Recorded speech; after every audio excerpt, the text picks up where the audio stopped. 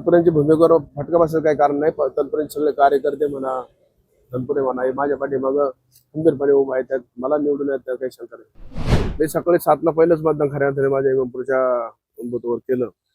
तर परिस्थिती चांगली आहे. मी प्रचार करत असताना मला उत्साह होता. शेतकऱ्यांविषयी भाजपविषयी शेतकऱ्यांची खूप मोठी चीड आहे. शेतकऱ्यांविषयी भाजपने काही केलं नाही.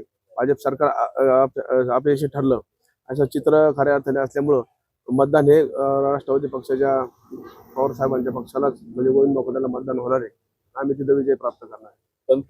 तनपुरेंची भूमिकेवर फटका बसायचं काही कारण नाही. तनपुरेंचे सगळे कार्यकर्ते म्हणा, तनपुरे म्हणा, हे माझ्या पाठीमागं खंबीरपणे उभा आहेत. त्यात मला निवडून येत काही शंका नाही. कर्डिले साहेबांचं म्हणजे एकही काम रावरी नगर पाथर्डी मतदारसंघात नाही का मतदार त्या कामाकडे पाहून त्यांना मत करेल असं एकही ठोस काम नाही. माझे गेली 10-15 वर्षापासून समाजकार्यात मी पंचायत समिती झेडपीत या चांगल्या पद्धतीने काम माझ्या जेवण गटात केलं. मला खऱ्या अर्थाने आर्थिक मला लागत नाही.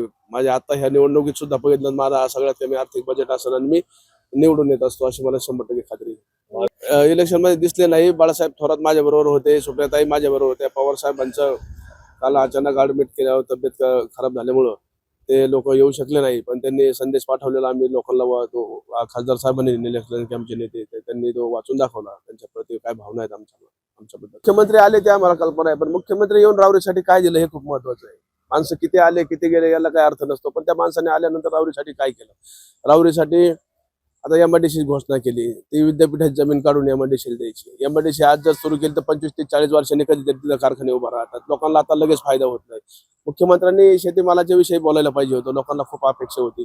रावरीचा चांगला चालणारा कारखाना बंद पडला. त्यासाठी काय 400-500 कोटीचं पॅकेज रावरीकरला वाटत होतं. मुख्यमंत्री घोषित करतील आणि मत मागतील. तसा काही विषय झाला नाही. त्याच्यामुळे खूप मुख्यमंत्र्यांविषयी बी रावरीच्या जनतेत खूप मोठी चीड निर्माण झालेली. त्याच्यामुळे त्यांना तिथं मताला खूप मोठा फटका बसणार आहे. त्यांचा